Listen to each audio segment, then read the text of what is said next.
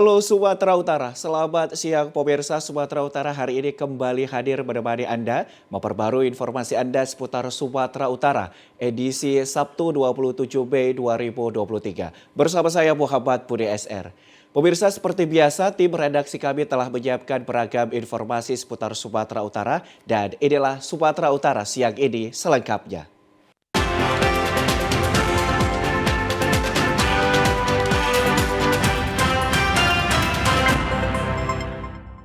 Pemirsa, tim tangkap buronan Kejaksaan Tinggi Sumatera Utara bersama tim pidana khusus Kejaksaan Negeri Labuhan Batu berhasil mengamankan DPO terpidana kasus korupsi dana kapitasi JKN Puskesmas Perlayuan. DPO terpidana kasus korupsi dana kapitasi JKN Puskesmas Perlayuan tidak berdaya saat diamankan oleh tim tangkap buronan Kejaksaan Tinggi Sumatera Utara bersama tim pidana khusus Kejaksaan Negeri Labuhan Batu di Desa Tebing Linggahara Baru, Labuhan Batu kemarin. DPO terpidana atas nama Suburiah Daulay melakukan tindak pidana korupsi penyalahgunaan dana kapitasi JKN pada Puskesmas Perlayuan tahun anggaran 2018 sampai 2019. Terpidana masuk dalam daftar pencarian orang Kejaksaan Tinggi Sumatera Utara sejak 16 Maret 2022. Sejak terbitnya putusan kasasi terhadap Suburiah Daulay selaku bendahara kapitasi JKN tahun 2019 Puskesmas Perlayuan. Terpidana terbukti korupsi pada kegiatan JKN yang bersumber dari kapitasi BPJS Kesehatan periode 2018 sampai 2019 senilai Rp93.646.000. Tidak sampai di situ, terpidana saat tertangkap tangan oleh Polres Labuhan Batu pada Agustus 2019 ditemukan uang senilai Rp180.315.000. Kepala Seksi Penerangan Hukum Kejaksaan Negeri Sumatera Utara, Yos A. Tarigan mengatakan, untuk proses hukum terpidana diamankan dan dibawa ke kantor Kejaksaan Negeri Labuhan Batu untuk kelengkapan administrasi. Selanjutnya terpidana diantar ke Lapas Kelas 2 Rantau Prapat untuk menjalani hukuman sesuai putusan kasasi oleh Mahkamah Agung.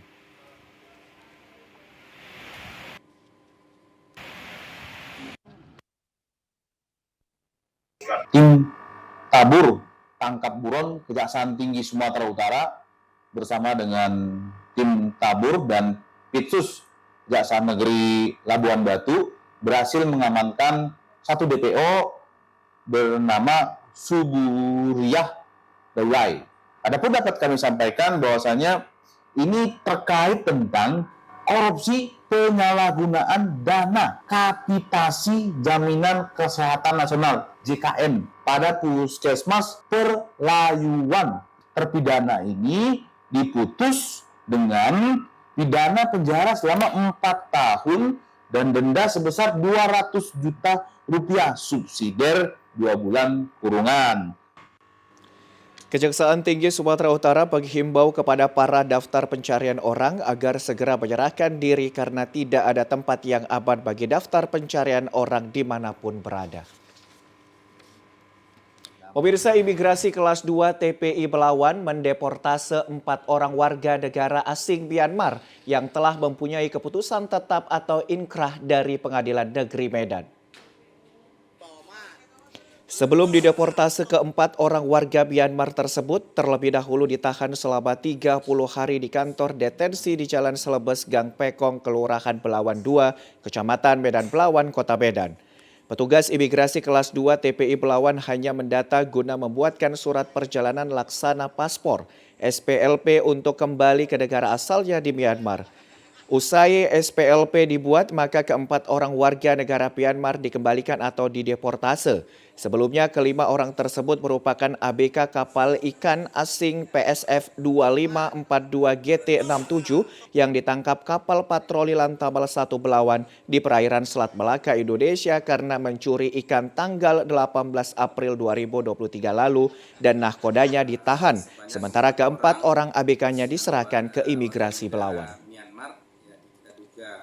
Warga negara Myanmar berdasarkan ID card yang kita dapatkan dari pemeriksaan dari mereka dan diinfokan bahwa mereka itu adalah ABK kapal ikan asing PSF 2542 GT67 bendera Malaysia. berjumlah 4 orang, sedangkan proses pembuatan SPLP atau surat perjalanan laksana paspor untuk kita pulangkan ke negara mereka, yakni Myanmar.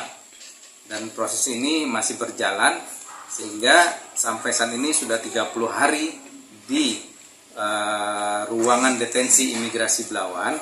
Akhirnya kami limpahkan kembali ke rumah detensi imigrasi Medan. Keempat orang ABK kapal ikan asing warga Myanmar tersebut masing-masing Chung In 20 tahun, Sing Aung 23 tahun, Mung Chan 33 tahun, dan San Sui 48 tahun kini berada di kantor detensi Medan di Belawan dan menunggu SPLP-nya siap. Pemirsa, kita beralih ke informasi lain. Diserang kanker payudara selama 14 tahun, seorang gadis belia terlihat kurus, lemas, tak berdaya di rumahnya. Terjepit ekonomi membuat keluarga tidak mampu membawa Siti ke rumah sakit. Penderita kanker payudara bernama Siti terbaring lemas di dalam kamar rumahnya di gang perbatasan Jalan Brigjen Katamso, Kelurahan Titik Kuning, Kecamatan Medan Johor kemarin. Kerabat, tetangga, hingga pemuda milenial terus bergantian datang untuk menjenguk dan memberikan donasi kepada Siti. Siti yang tinggal bersama kedua orang tuanya di rumah kontrakan Kelurahan Titik Kuning, keseharian yang biasanya orang tua Siti membuka warung kopi, kini tidak lagi bisa dikarenakan pemulihan ekonomi akibat pandemi COVID-19. Kondisi Siti saat ini terlihat wajahnya pucat, kurus, dan kaki mulai membengkak. Sejak umur 8 tahun, benjolan tumbuh kecil tidak disangka merupakan bibit kanker payudara yang saat ini mulai membesar hingga menggerogoti tubuh Siti. Dengan kain seadanya tanpa perlengkapan medis, Siti hanya terbaring menahan sakit dan menutup kanker tersebut dengan kain seadanya.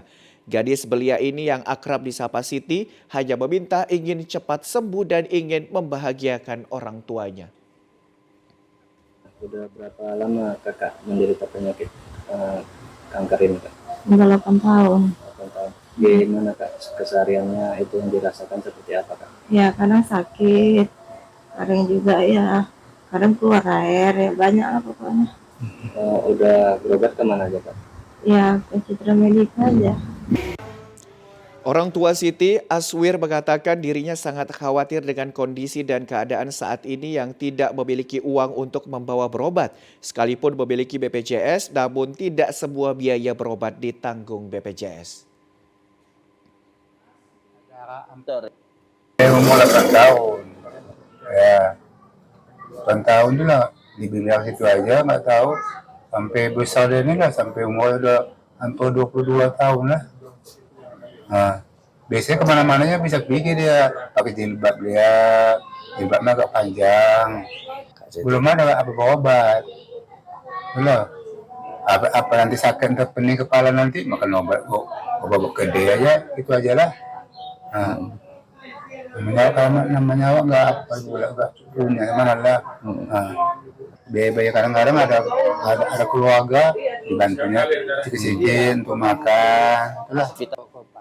Selama sakit kanker payudara, Siti dan keluarganya ingin sekali bertemu dengan Wali Kota Medan untuk berkeluh kesah pada keadaan ekonomi sulit yang dialaminya.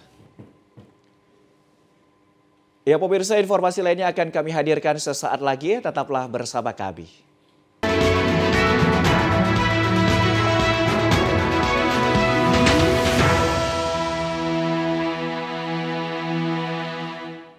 Ya pemirsa, Gubernur Sumatera Utara Edi Rahmayadi saksikan penandatanganan kontrak jual beli ekspor jahe segar ke pasar Amerika melalui Asosiasi Usaha Mikro Kecil Menengah UMKM Sumatera Utara dalam ajang kegiatan Pekan Inovasi dan Investasi Sumatera Utara ke-9 tahun 2023. Kontrak kerjasama jual beli ditandatangani dengan kerjasama antara PT Toba Barika Borneo melalui Chief Operating Officer Robi Syaputra dengan PT Alfa Gemilang Sejahtera selaku owner dan Ketua Asosiasi UMKM Sumatera Utara. Penandatanganan kerjasama dilakukan di lantai 10 kantor gubernur kemarin. Gubernur Sumatera Utara Edi Rahmayadi setelah menyaksikan proses kerjasama menyampaikan apresiasi dan berharap akan lebih banyak lagi investasi dan nilai transaksi agar potensi yang dimiliki Sumatera Utara. Sementara itu, Ketua Asosiasi UMKM Sumatera Utara, Ujiana Sianturi, menyatakan ini baru pertama kali ekspor jahe Indonesia masuk pasar Amerika. Ujiana mengaku untuk menembus pasar Amerika ini sangat sulit dan penuh perjuangan karena standar yang ditentukan. Dijelaskan ekspor jahe ini tetap tahap pertama berjumlah 60 ton dengan nilai transaksi 210.000 US dollar atau sekitar 3 miliar rupiah. Dalam proses 2 bulan, karena kita juga proses jahenya itu kan penuh perjuangan, kita juga harus mengikuti spek yang sudah dikirimkan sampel ke Amerika, ke daerah, ke distrik North Carolina. Tetapi kita kan harus memenuhi standar ekspor, memasuki pasar US. Kita juga untuk ke depan butuh dukungan daripada pemerintah dengan para pelaku usaha karena kita kan harus berkolaborasi. Dan jadi di sini juga yang pengekspor para milenial, jadi ini harus kita dukung. Chief Strategy Officer CSOPT Toba Barika Borneo, Alvan menjelaskan sebagai langkah strategi memasuki pasar Amerika, mereka akan mengekspor jahe dalam bentuk segar guna mendapatkan free trade agreement. Selanjutnya baru akan mengekspor produk dalam bentuk olahan dari komoditi jahe. Alvan mengungkapkan produk hasil pertanian jahe ini sendiri berasal dari wilayah Kabupaten Simalungun dan Kabupaten Karo. Kita sini ke US. Dengan step-step yang kita punya, Pak. Kalau udah masuk ke US, Pak, nanti akan masuk ke negara-negara lain. Karena itu paling sulit. Makanya kita dobrak dulu ke situ. Baru kita main ke luar. Ke sisi. Kita ini akan berkelanjutan setiap bulan atau sekitar? Insya Allah akan berkelanjutan. Kepala Dinas Penanaman Modal dan Pelayanan Terpadu Satu Pintu PMPTSP Sumatera Utara Faisal Arif Nasution menjelaskan target investasi Sumut tahun 2023 sebesar 50 triliun rupiah. Untuk mengejar target tersebut pihaknya terus melakukan pembinaan tidak saja kepada perusahaan besar tapi juga kepada pelaku UMKM agar terus maju dan naik kelas. Pemirsa, tim seleksi Badan Pengawas Pemilu Kabupaten Kota untuk Zona 3 melakukan sosialisasi pendaftaran calon anggota Bawaslu periode 2023 sampai 2028 kemarin di Jalan HM Jodi Medan. Sosialisasi pendaftaran anggota Badan Pengawas Pemilu Bawaslu Zona 3 terdiri dari Bawaslu Kota Medan, Deli Serdang, Tebing Tinggi, Serdang Bedagai, dan Labuhan Batu kemarin dibuka oleh Ketua Tim Seleksi Profesor Maidin Gultom. Pada sosialisasi yang dilakukan tim seleksi mengundang sejumlah organisasi kemasyarakatan yang bertujuan untuk nantinya dapat kembali menyampaikan kepada masyarakat terkait dengan adanya penerimaan anggota Bawaslu untuk Zona 3 periode 2023 sampai 2028.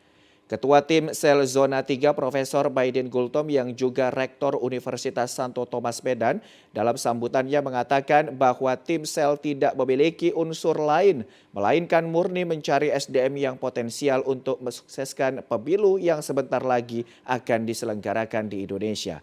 Sosialisasi yang dilakukan agar masyarakat dapat mengetahui cara mengakses aplikasi pendaftaran sekaligus mengetahui syarat yang harus dimiliki oleh calon anggota Bawaslu.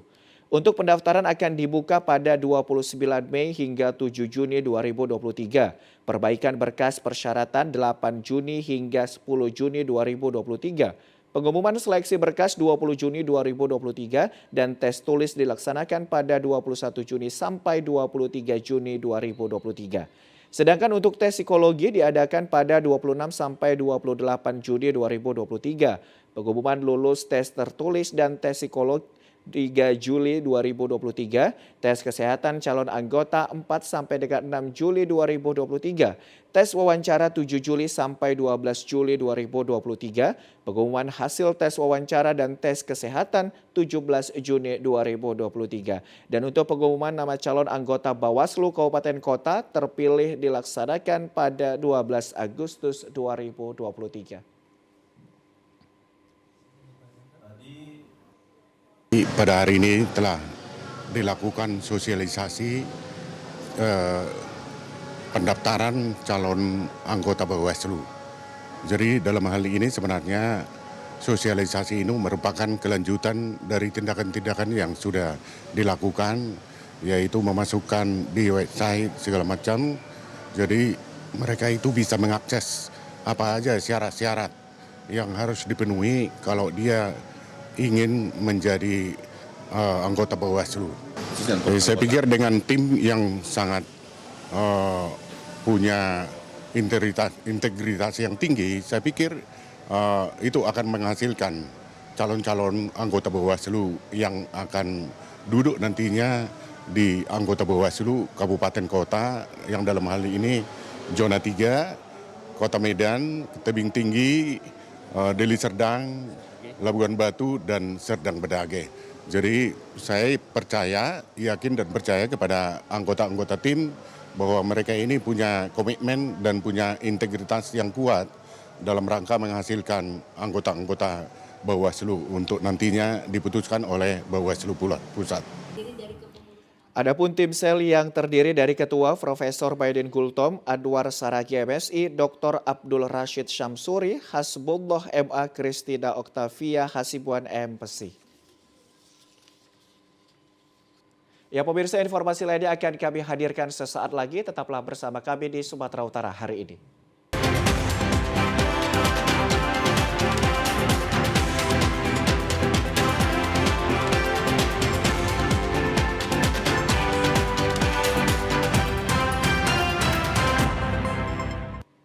Terima kasih Anda masih bersama dengan kami. Pemirsa, puluhan ex-pekerja PT Angkasa Pura Solusi, anak perusahaan dari PT Angkasa Pura II, melakukan aksi unjuk rasa di depan pintu gerbang keluar Bandara Kuala Namu. Mereka menuntut agar bisa diperkerjakan kembali atau mendapat pesangon setelah diputus kontrak oleh perusahaan. Puluhan ex-pekerja PT Angkasa Pura Solusi ini melakukan aksi unjuk rasa sembari membawa poster dan spanduk agar kembali diperkerjakan atau diberikan hak pesangon. Di antara mereka itu ada yang sudah bekerja di bandara selama 10 tahun atau semenjak bandara beroperasi. Salah seorang pekerja perjuangan Gultom mengatakan mereka diputus kontrak oleh perusahaan PT APS sejak 28 Februari 2023. Mereka menuntut agar bisa dikerjakan kembali atau diberikan pesangon pasca diputus kontraknya oleh perusahaan. Semenjak diputus kontrak, mereka bekerja serabutan. Ada yang tukang bangunan, ada yang menjadi tukang kupas bawang. Pada saat melakukan aksi, masa berulang kali menyatakan keinginan mereka untuk diperhatikan oleh pemerintah, khususnya Presiden Joko Widodo. Selain itu, mereka juga berharap mendapat perhatian dari Menteri BUMN Erick Thohir serta Menteri Tenaga Kerja Ida Fauzia. Nama Hotman Paris juga disinggung untuk membantu masalah yang mereka alami saat ini. Dari 73 orang pekerja yang sudah diputus kontraknya oleh perusahaan, 33 diantaranya sudah menekan kuasa dengan penasehat hukum. Perusahaannya undang-undang mana? Mau undang-undang omnibus, mau undang-undang ciptaker, mau undang-undang yang lama. Mereka ini dikontrak langsung di bawah PT Angkasa Pura Solusi. Mereka bukan integra, mereka langsung solusi. Kontraknya diperpanjang setahun sekali. Setahun sekali tanpa jeda. Jadi mereka bisa dibilang, kalau dibilang dibuang, ya dibuanglah mereka. Mereka ini dibuang, tidak dibayarkan pesangonnya. General Manager PT APS Raden Ahmad Muharram mengatakan sudah mengetahui aksi yang dilakukan oleh mantan pekerjanya. Berakhirnya masa kerja antara pekerja eks-parkir dengan PT APS bersama dengan berakhirnya kerjasama pengelolaan parkir APS dengan PT Angkasa Pura Aviasi sebagai pemilik lahan pemberi kerja. Ia menyebut segala kewajiban untuk mantan pekerjanya sudah dipenuhi perusahaan. Dua hal yang bisa saya sampaikan bahwa memang sudah berakhirnya masa kerja antara karyawan bekas karyawan parkir dengan PT Angkasa Pura Solusi yang bersamaan dengan berakhirnya kerjasama pengelolaan parkir di Kuala Namu antara Angkasa Pura Solusi dengan pemberi kerjanya PT Angkasa Pura Aviasi. Segala kewajiban dari Angkasa Pura Solusi kepada karyawan itu sudah kami penuhi. Segala kewajibannya sudah, dan kalau hal yang terkait dengan kami sebagai sebuah perusahaan juga mempunyai itikat baik untuk tetap memperhatikan dalam artian bila ada unit-unit yang masih membutuhkan dan dibutuhkan, kita akan selalu prioritaskan, dan sudah 2 orang kami tempatkan di unit bisnis yang lain, di tempat yang lain. Meski jumlah masa aksi tidak sebanyak personil polisi yang berjaga, namun semangat para pekerja untuk menyampaikan aspirasi begitu kuat. Pemirsa, maraknya pencurian kota infak musola di beberapa lokasi di Serdang Bedagai membuat keresahan warga dan para pemuka agama. Diharapkan peran kepolisian mampu mengantisipasi tindakan kejahatan pencurian tersebut. 3 musola yang dibobol kawanan maling itu antara lain Musola Al-Falah yang terletak di Desa Pematang Ganjang, Kecamatan Serampa, Musola Al-Yakin di Pangkalan Budiman, Desa Serampa, dan Musola Al-Abin yang ada di Dusun 2, Desa Penggalangan, Kecamatan Sebamban. Penjaga Musola Al-Amin Haryadi mengatakan aksi pencurian sudah kerap terjadi. Ini sudah yang ketiga kali kota infak dibobol dan dibawa oleh pelaku. Terakhir pencurian kota infak Musola Al-Amin terjadi sekitar hari Senin lalu. Kejadian serupa juga terjadi di Musola Al-Falah yang terletak di Desa Pematang Ganjang yang tak jauh dari Musola Al-Abin. Kejadian pencurian itu terjadi usai sholat zuhur, mikrofon masjid dan kota infak juga hilang serta CCTV juga diambil pelaku. Aksi pencurian juga dilaporkan warga terjadi di Musola Al-Yakin di Pangkalan Budiman, Kecamatan Serampa. Sudah 3 kali terjadi ya. Itu mereka itu pelaku mengambil apa itu di sini? Ya ini kota infak ini aja, ini kota infak orang itu. Pelaku ngapain? Membongkar. Pecah juga. Berarti ini kejadian pecah kota infak ini udah yang keberapa kali? Yang main pecah 2 kali, yang hilang terakhir semalam tuh ini main buka kuncinya ini. Menanggapi hal tersebut, Ketua MUI Sergai Haspul Husnain mengatakan pemuka agama sifatnya hanya mendakwa, sementara untuk tindakan hukumnya ada pihak kepolisian yang harus melakukan penangkapan atas maraknya pencurian infak tersebut sehingga pencurian tidak terjadi lagi, terutama di musola yang merupakan fasilitas umum bidang keagamaan. Masalah pencurian, tapi yang jelas pekatlah semua penyakit masyarakat, ya kan? Tentu Majelis Ulama bukan tidak bisa berbuat, tapi tidak banyak berbuat. Karena alat kami itu hanya sebagai dakwah, sebagai mubalik, sebagai penyampaikan pesan. Sementara Kapolres Sergai saat diminta tanggapan via WhatsApp belum membalas. Pemirsa, informasi tadi menutup perjumpaan kita pada program Sumatera Utara hari ini. Saya Muhammad Budi SR beserta dengan seluruh kerabat kerja yang bertugas pamit undur diri dari depan Anda. Terima kasih, selamat berakhir pekan dan sampai jumpa.